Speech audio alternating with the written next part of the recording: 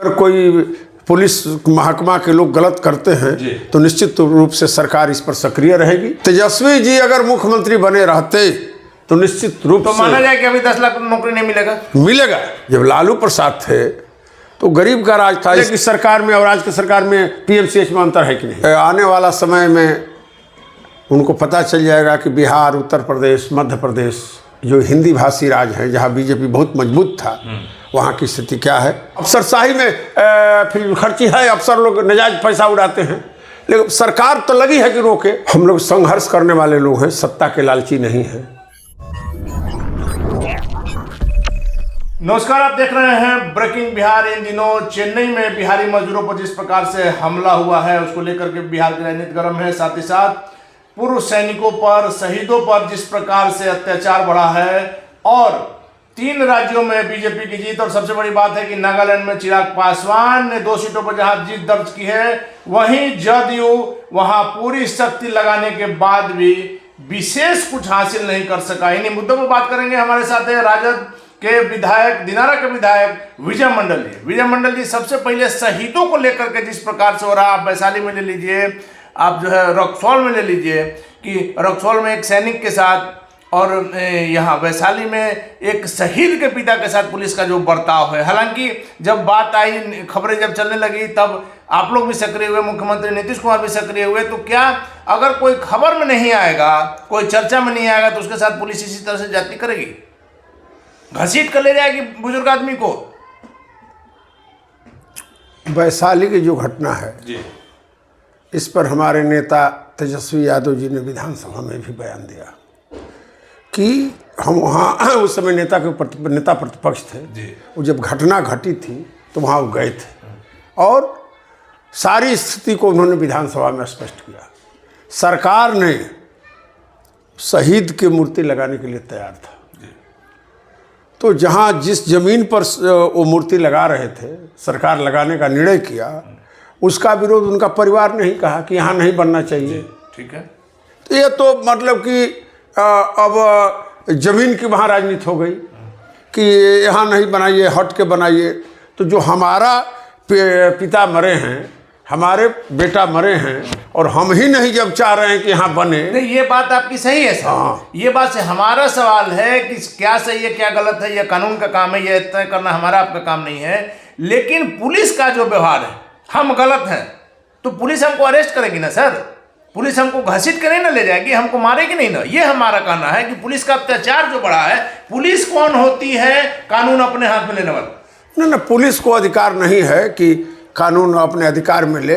आप उसको गिरफ्तार कीजिए, कोर्ट में पेश कीजिए, माननीय कोर्ट उसको जो सजा देगा वो मान्य है। ये तो शुरू से कानून है कि ये कोर्ट जो निर्णय करेगा वो सबको मान्य होगा।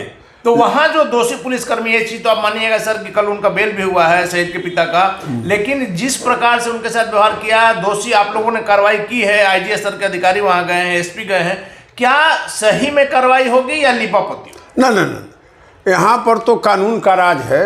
हम लोग ना कानून में किसी को हम लोग बचाने का काम नहीं करते हैं। हम लोग न किसी को बचाते हैं न किसी को फंसाते हैं।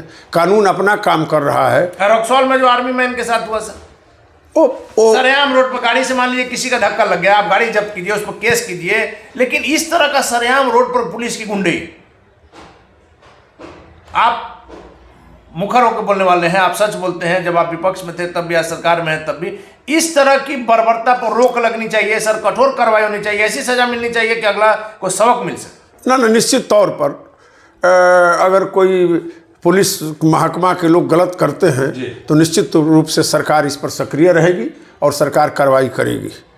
हमारे यहाँ भी कई घटनाएं घटी थी, अभी हम देखे हमारे जिला में भी, तो सरकार ने बहुत मुस्तैदी से काम किया और तत्काल हम लोग काम करने का काम किया। अभी जो हमारे यहाँ एसपी गए हैं रोहतास में, उनकी तो आप लगातार प्रशंसा करते हैं। हाँ, यहाँ पे अभी आपके ग्रामीण एसपी थे, वो आदमी जब से गए हैं, रात में उस आदमी ने 2 थाना का घूमा, एक साधारण भेष में, और प्रमाणित किया कि मैंने अगर पुलिस सही रहे तो उनके जाने के बाद हमारे जिला में भी स्थिति अच्छी हुई। तमिलनाडु में जिस प्रकार से बिहारियों पर अत्याचार हुआ है सर, वैसे में बीजेपी का कहना है कि आपके उप मुख्यमंत्री तेजस्वी यादव जी वहां जाकर के मुख्यमंत्री के जन्मदिन में केक खा रहे हैं और बिहारियों को पीटा जा रहा है, 2 की हत्या भी हो गई।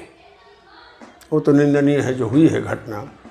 और जहाँ तक हमारे नेता का सवाल है तेजस्वी जी का, निश्चित तौर पर बिहार के लिए हमेशा चिंतित रहते हैं और बिहार के किसानों के लिए, मजदूरों के लिए, नौजवानों के लिए, बेरोजगारों के लिए वो लड़ करके ही अभी जो बजट जो अभी पेश जो हुआ है, और बजट में जो बेरोजगारी दूर करने की बात की गई है, नौकरी की बात की गई है, तेजस्वी यादव का। लेकिन सर तेजस्वी यादव ने कहा था कि पहली कलम से 10 लाख देंगे। हम अभी भी कर रहे हैं, पूरे एकदम इसमें कर रहे हैं कि तेजस्वी यादव क्या कोई भी बिहार में 10 लाख नौकरी नहीं दे सकता। ये जनता के साथ छलावा है, जनता को मूर्ख बनाने का ये उपाय है। नहीं, तेजस्वी यादव अगर बिहार के मुख्यमंत्री बनते, उप मुख्यमंत्री हैं और देखिए सरकार जिसकी होती है वो असली निर्णय करता है। आप तो सरकार, आधा सरकार आप है सर। आधा में से नहीं न होगा अनिल बाबू।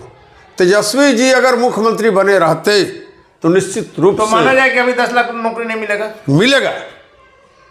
तेजस्वी यादव कटिबद्ध हैं बिहार के 10,000। आप ही कह रहे हैं कि अब मुख्यमंत्री रहते तब। हाँ, नहीं, मुख्यमंत्री अगर उस समय बने रहते तो उन्होंने कहा था कि पहली कैबिनेट में मैं करूंगा। तो अब क्या माना जाए, मुख्यमंत्री हैं तो अभी तो सरकार हमारे महागठबंधन की है, तेजस्वी जी की सरकार। तो 5 लाख भी मिलेगा, आधा है तो। नहीं, अब देखिए कितना दिलवाते। अभी तो 2 लाख लोगों के लिए। लेकिन बजट में जो घोषणा हुआ आपको कहीं से लग रहा है सर कि यथार्थ में वो चीज हो? एकदम निश्चित होगा। कहाँ से सैलरी कहाँ से दीजिएगा? और हम उपाय करेंगे ना। लगातार आप लोग हम लोग देखिए हम लोग इसीलिए बिहार को विशेष राज्य की दर्जा की मांग कर रहे हैं। विशेष राज्य का दर्जा 17 साल 15 साल आप राज किए, 17-18 साल मुख्यमंत्री जी राज किए। विशेष राज्य का दर्जा मिलेगा तो आप लोग गद्दी छोड़ दीजिए, विशेष राज्य मिल जाएगा। विशेष राज्य का दर्जा अगर मिल जाता तो आज रोजगार ज़्यादा मिलता, हमारे यहाँ उद्योग लगता, तो हमारी जो हमको जो बजट है उसी में हमको चलाना है। सर मुख्यमंत्री नीतीश कुमार लगातार जो मंच से कहते हैं कि पहले क्या था, सीधा सीधी आप ही पर ना कटाक्ष है कि 90 से 2005 तक तो जंगल राज कहा जाता है, तो उसी पर तो कहते हैं कि पहले क्या था और आपके साथ में है। देखिए शुरू में जब लालू प्रसाद जी जिस समय सरकार में आए उस समय ओवरड्राफ्ट था, हमारे खजाना में कोई पैसा नहीं था। और जब राज छोड़े लालू प्रसाद 3,000 करोड़। तो नीतीश कुमार जी ने जिस प्रकार आपसे सत्ता लिया, जनता ने जिस प्रकार से उनको सौंपा, नीतीश कुमार जी का टारगेट था उस समय, उन्होंने कहा था कि 10,000 के नौकरी के लिए कोई आदमी बिहार छोड़कर नहीं जाएगा। ज्यादा की बात है तो अलग बात है, 10,000 रुपया के लिए कोई नहीं जाएगा, लेकिन अपने वादा पर कहाँ खड़ा उतरे? आज 18 साल हो गया। इसका जवाब तो माननीय मुख्यमंत्री जी देंगे। नहीं, लेकिन आप लगातार बोलते रहते हैं। राजद के जंगल राज का भी मुख्यमंत्री जी कहते हैं। नहीं, आज आप लोग गला मिल गए सत्ता के लिए। नहीं, जंगल राज नहीं था, वो गरीब का राज था। जब लालू प्रसाद थे तो गरीब का राज था। इसी पटना में अनिल बाबू जो दलित लोग थे, जिनका बाल कौन धोया? जो लालू जी ने गरीबों को आवाज दी, इसमें कहीं कोई शक नहीं। और नहीं, यहाँ नहीं दिया, बसेरा दिया। यहाँ 3-3 महला जमीन, बिस्कुटी जमीन, चाहे वो नाला रोड का कॉर्नर हो या पटना का इस तरह का जो भी जगह, हाँ, लालू प्रसाद की देन। लालू प्रसाद जी ने दिया। जी। वहाँ फल बेचने वाले लोगों के लिए वहाँ लोगों को आवाज दी। हम तो शुरू में कर न आवाज नहीं दिया, बसेरा भी दिया। और आपको दूध वाले लोगों को लिए दिया, वहाँ फल वाले लोगों के लिए दिया। हर जगह उस आदमी ने उनकी सोच बहुत थी। रात में घूमते थे सब लोगों को अफसर को लेकर के, जो मिलता था दलित लोगों। लेकिन उनके बेटा वो नहीं कर पा रहे हैं। शुरू में तेजस्वी यादव को लगा जिस प्रकार से वो लोग लगातार रात में दिन में निरीक्षण करते थे, छापामारी करते थे। आज पीएमसीएच के IGMS की जो स्थिति है उससे आप इनकार नहीं कर सकते हैं। गरीबों का कोई इलाज नहीं हो रहा। वहां जाइएगा तो एक चतुर्थ वर्गीय कर्मचारी भी लफंगा की तरह बात करता है। तेजस्वी जी जब आज पहले की सरकार में और आज की सरकार में पीएमसीएच में अंतर है कि नहीं है, जरा बताइए। सर नहीं, हम लगातार कहते हैं कि संसाधन की कमी नहीं है, एक से बढ़कर एक डॉक्टर हैं, एक से एक बढ़कर मशीन है, लेकिन वहां अव्यवस्था है जिसको ठीक करने की जरूरत है। आप सर अपना परिचय त्याग करके, मैं लगातार इन बातों को कहता हूं, आप विधायक हैं, मुख्यमंत्री जी, उप मुख्यमंत्री जी, वेश बदल करके जाके एक पुर्जी कटा करके आप अपना एक पेट दर्द का इलाज करा के दिखाइए, हम मान जाएंगे। नहीं, तेजस्वी जी तो रात में घूम करके गरीबों को कंबल बांटे। लेकिन सर इसको बराबर करते रहने का है। अब मुख्यमंत्री जी को इतना नहीं है, बहुत काम है उनके जिम्मे, फिर भी समय निकाल। जब सब लोग ठंडा में सो रहे थे तो हमारे नेता जी, हमने कहा शुरू में तेजस्वी जी ने जिस प्रकार से किया, वो लगा कि तेजस्वी यादव कुछ करेंगे, लेकिन फिर सत्ता के माया के मुंह में फंस गए। नहीं, माया के मोह में वो कभी नहीं फंसते हैं। हमेशा काम के बारे में जब हम लोग बैठते हैं हमेशा बिहार के बारे में। चलिए, 3 राज्यों में जो चुनाव हुआ बीजेपी का मनोबल बढ़ा, आप लोग तो नहीं थे, लेकिन जदयू की वहां पर जो हानि हुई इस पर क्या कहें? ललन सिंह ने अपनी पूरी ताकत झोंक रखी थी, मानिएगा सर इस बात? अब तो ये उसका जवाब वो देंगे हमारा। लेकिन 3 राज्यों में जो मिला है बीजेपी का, कहा जा रहा है कि यह 2024 के चुनाव का स्टार्टिंग है। पूर्व से ही वहां पर इनकी सरकार थी, तिकड़म से वहां सरकार बनाए थे और वहां का जो परिणाम है उससे बिहार देश की राजनीति प्रभावित नहीं। सुशील मोदी ने कहा कि ये तो 2024 का ट्रेलर है। वो बोल रहे हैं कि ट्रेलर है, आने वाला समय में उनको पता चल जाएगा कि बिहार, उत्तर प्रदेश, मध्य प्रदेश जो हिंदी भाषी राज्य हैं जहाँ बीजेपी बहुत मजबूत था, वहाँ की स्थिति क्या है। आने वाला समय में निश्चित तौर पर बदलाव होगा और बिहार देश में नए। तेज प्रताप जी जिस प्रकार से साइकिल से जा रहे हैं, विपक्ष कर रहा है कि नाटक कर रहे हैं, पीछे पीछे सारे सरकारी विभाग की गाड़ियां, सरकार का तेल डीजल जल रहा है, झूठ मूठ का साइकिल का प्रदर्शन कर रहे हैं लोकप्रियता के लिए। देखिए, अब सवाल है कि जब हम साइकिल से चलते हैं तो ये नाटक है, हम हॉस्पिटल जाके चेक करते हैं तो नाटक है, और सही में जब हम गाड़ी से जाते हैं तो कहते हैं कि खर्च वो कर रहे हैं। लेकिन सर पीछे पीछे तो विभाग की अब तो विभाग का जिम्मेवारी है कि वो जा रही है। देखिए, ऐसे तो बिहार में सब फिजूल खर्ची रुक जाए तो बहुत बड़ा मान रहे हैं ना कि हाँ फिजूल है, अफसरशाही में फिजूल खर्ची है, अफसर लोग नजायज पैसा उड़ाते हैं, लेकिन सरकार तो लगी है कि रोके। लेकिन सर आप शुरू से जब विपक्ष में थे कहते थे घूसखोरी, उस पर कुछ लगाम लगाए हैं कि नहीं आप लोग? नहीं, पहले से तो कुछ विराम लगा है। आपके अपने इलाका में कुछ सुधार? हाँ, निश्चित रूप से। इसे एसपी चलिए, उपेंद्र कुशवाहा ने सर कहा है कि सीएम की बात मंत्री नहीं मानते हैं, और साथ ही साथ आरजेडी का दबाव है कि गद्दी खाली कीजिए, दिल्ली जाइए, हम लोग को सौंपिए। नहीं, मुख्यमंत्री जी तो जो मुख्यमंत्री सरकार चला रहे हैं, मुख्यमंत्री को हर लोग सहयोग कर रहे हैं। हमारे नेता तेजस्वी जी मुख्यमंत्री को सहयोग कर रहे हैं, वो कह रहे हैं कि इनके नेतृत्व में बिहार प्रगति। लेकिन मुख्यमंत्री बनने का जल्दबाजी नहीं है सर? ना, नहीं है जल्दबाजी इनको। अब स्वयं मुख्यमंत्री जी जब उनको बना दे 25 तक, जब बना 24 का चुनाव में दोनों आदमी एक दूसरे का फायदा लेके फिर 25 में गठबंधन रहेगा। निश्चित रहेगा। अगर हम लोग सांप्रदायिक ताकतों को परास्त करना चाहते हैं तो हमारा गठबंधन रहेगा। लेकिन सर 24 में तो दोनों का मतलब है, इसलिए आप लोग सटे हुए हैं। जैसे मतलब निकलेगा माना जा रहा है कि फिर नहीं, अब दोनों का गठबंधन मजबूती से आगे बढ़ेगा, देश की राजनीति में नई दिशा देगा।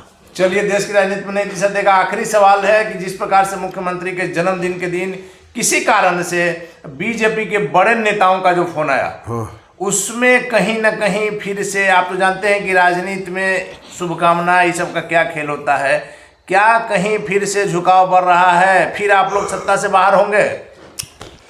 हम लोग संघर्ष करने वाले लोग हैं, सत्ता के लालची नहीं हैं। और जहाँ तक फोन का बात है, तो जब हमारे नेता लालू प्रसाद जी का ऑपरेशन हुआ था तो प्रधानमंत्री जी भी फोन किए जी, वो अलग बात नहीं। तो उसी तरह से जन्मदिन पर फोन करना, और प्रधानमंत्री का जन्मदिन हो, जैसे कि उसी दिन कल मुख्यमंत्री जी का जन्मदिन था, तो नेता प्रतिपक्ष उनको विधानसभा में जो दिए, उसी तरह से सारा विधानसभा ने लेकिन मुख्यमंत्री जी अलग रॉ में थे। उनके चेहरे की जो बात बता रही थी, चूंकि मुख्यमंत्री जी को समझना बहुत मुश्किल है, लेकिन उसके बावजूद जो अभी तक का इतिहास रहा, अगर पलटी मार दे तो कोई आश्चर्य है सर? वो समाजवादी धारा के नेता हैं नीतीश जी। वो तो प्रधानमंत्री जी ने भरे मन से कहा था सबसे बड़े समाजवादी मुख्यमंत्री नीतीश कुमार हैं। और अभी नीतीश कुमार जी देश में सेकुलर ताकतों को मजबूत करने में लगे हैं, समाजवादियों को एक करने में लगे हैं, और ये चाहते हैं कि देश में उनका अब तो बयान दे रहे हैं कि मेरा एक लक्ष्य है कि भाजपा को सत्ताच्युत करें। लेकिन सर सुधाकर सिंह के मामले में मुख्यमंत्री जी का आप लोग काहे मूर्ख बना रहे हैं? मुख्यमंत्री जी को आप लोग बरगला रहे हैं, कोई कार्रवाई नहीं कर रहे हैं, लगातार सुधाकर सिंह बयान पर बयान दे रहे हैं। क्या माना जाए कि गठबंधन की नहीं सुन रहे हैं, आरजेडी का नहीं सुन रहे हैं, या आप लोग बुलवा रहे हैं? नहीं, अपने हमारे नेता तो नोटिस किए हैं अभी तक। क्या नोटिस किए हैं सर? कमेटी देख रही है, तेजस्वी यादव इस तरह की बात अगर करेंगे तो मानने वाली बात है। अब देखिए, अब हम लोग लोकतांत्रिक व्यवस्था पर चल रहे हैं तो कह रहे हैं कि कमेटी दे। कमेटी है ना जो आरजेडी में जो है सो लालू प्रसाद यादव, तेजस्वी यादव है। कमेटी जो है सिर्फ बरगलाई है, मुख्यमंत्री जी को बरगलाई नहीं नहीं नहीं नहीं, हम लोग का जनतांत्रिक पार्टी है, लोकतांत्रिक पार्टी है। और जो हम लोग का जो संविधान पार्टी का है, उस संविधान के तहत जो अनुशासन समिति बनी है, अनुशासन समिति, वो हमारे नेता अब्दुल बारी सिद्दीकी जी की तबीयत ठीक नहीं है, जिसके चलते सुधाकर सिंह कार्रवाई होगा या ऐसे टलते रहेगा? अब तो एक कमेटी निर्णय करेगी कि क्या। लेकिन जिस प्रकार से मुख्यमंत्री जी के लिए कहा है, तो क्या आरजेडी का साथ नहीं मिलेगा तो कोई कैसे कह सकता है? नहीं नहीं नहीं, आरजेडी को साथ देना था तो कमेटी काहे के बनाती? दिखावा के लिए? नहीं नहीं, दिखावा, हमारी पार्टी दिखावा के लिए काम करती है। चलिए धन्यवाद सर। ये थे हमारे साथ आरजेडी विधायक, दिनारा से आरजेडी के विधायक है विजय मंडल जी, जिनका साफ तौर पर कहना है कि आरजेडी दिखावा के लिए कोई काम नहीं करती है। लेकिन सुधाकर सिंह के मामले पर यही हो रहा है। विजय मंडल भले माने ना माने, लेकिन इनका यह भी कहना है कि हम लोग का एकमात्र उद्देश्य है 2024 में भारतीय जनता पार्टी को सत्ता में आने से रोकने के लिए। विजय मंडल का यह दावा। महागठबंधन का भविष्य क्या होगा देखना काफी दिलचस्प होगा। फिलहाल आप बने रहे ब्रेकिंग बिहार से।